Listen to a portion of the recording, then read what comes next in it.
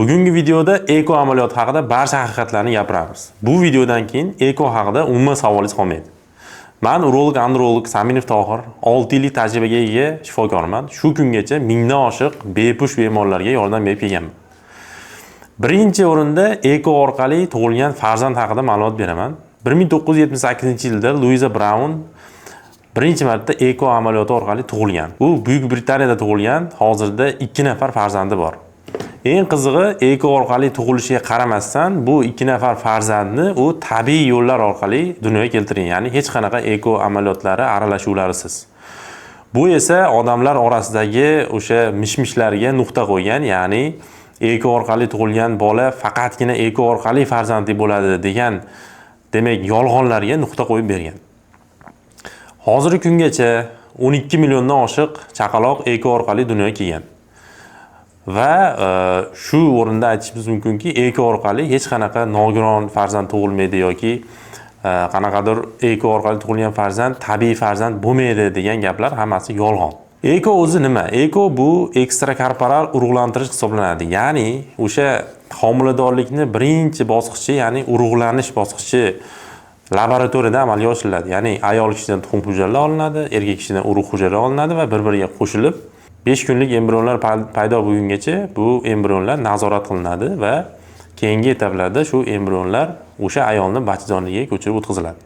Eko o'zi qanaqa holatlarda amalga oshiriladi? Ya'ni hamma bemorlar ham eko qilinavermaydi.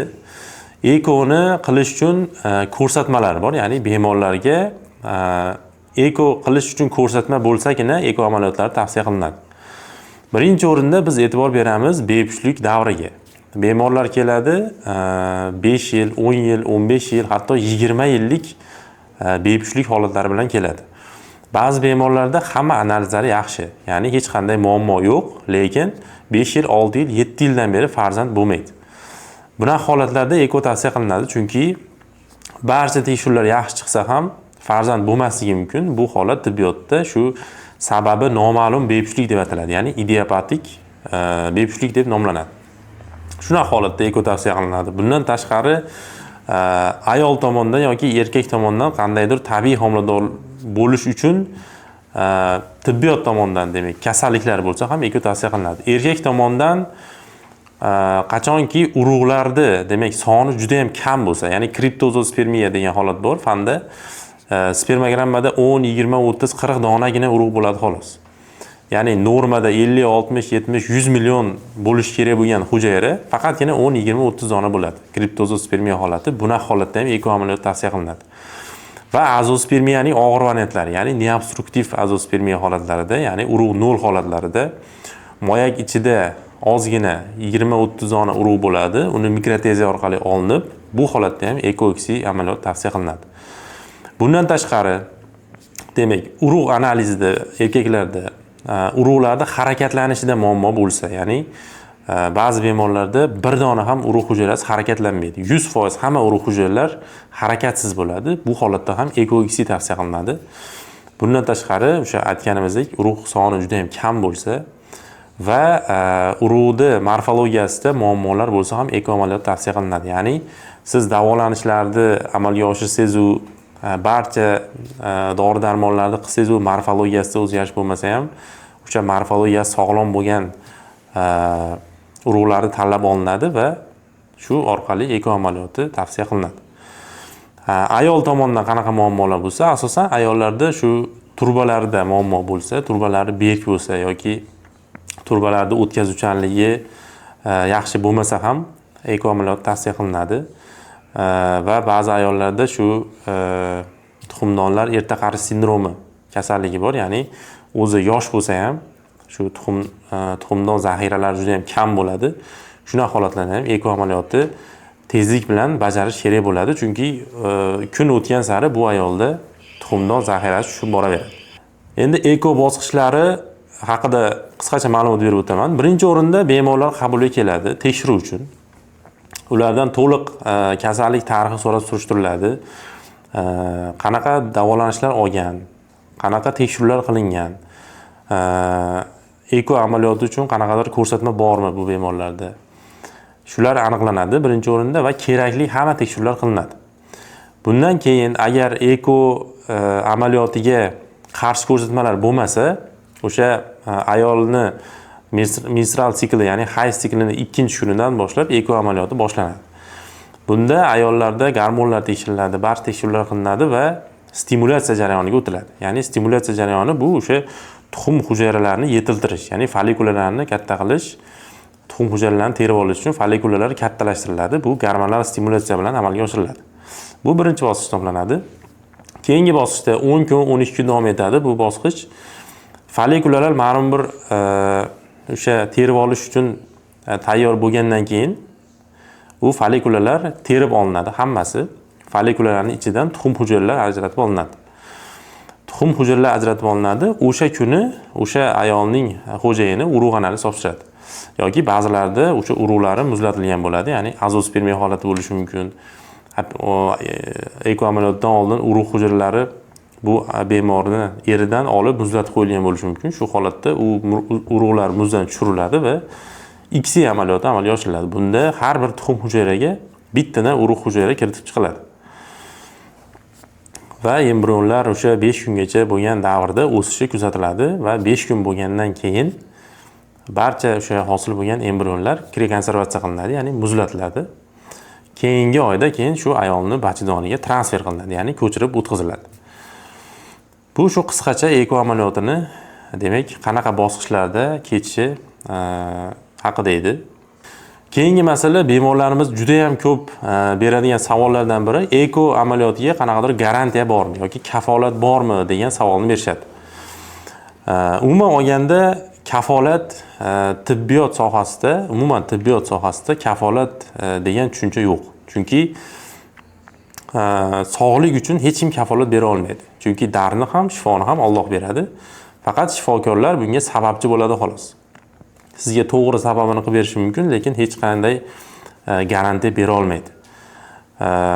Endi statistika degan narsa bor. Demak, bunga ko'ra eko amaliyotida birinchi martada homiladorlik kuzatilish ehtimoli o'rtacha olganda 60-65%. Ya'ni 10 ta bemordan o'rtacha 6 tasi birinchi urinishda demak homilador bo'ladi.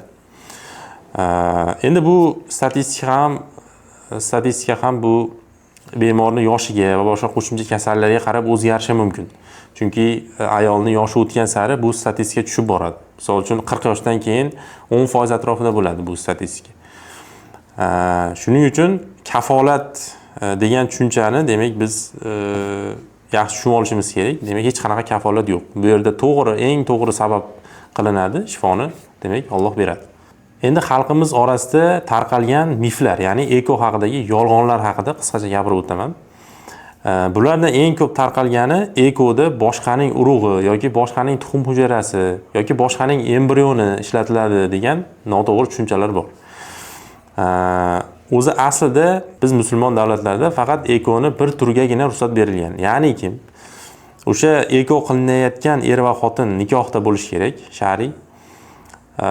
Va o'sha eko amaliyotiga o'sha er xotindan boshqa 3-shaxs aralashmasligi kerak. Ya'ni 3-shaxsni urug'i, tuxum hujayrasi, embrioni yoki bachadoni umuman aralashmasligi kerak.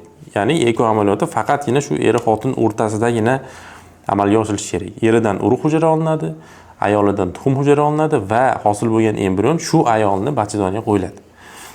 Boshqani urug'ini ishlatish yoki boshqani tuxum hujayrasini ishlatish bu diniy tomondan va qonuniy mumkin emas.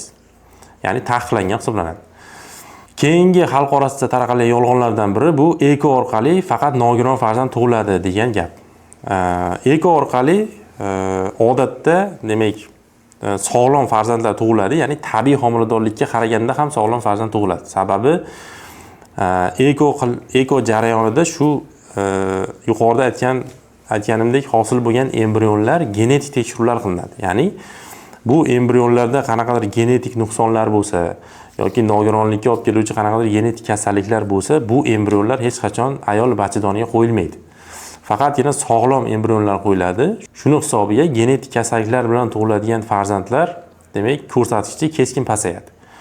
Tabiiy homiladorlikda buni iloji yo'q. Tabiiy homiladorlikda shu genetik nuqson bilan tug'ilish ehtimoli ekoga qaraganda balandroq bo'ladi. Keyingi miflardan biri bu yuqorida aytganimdek, eko orqali tug'ilgan farzand faqatgina eko orqali farzandli bo'la oladi degan gap.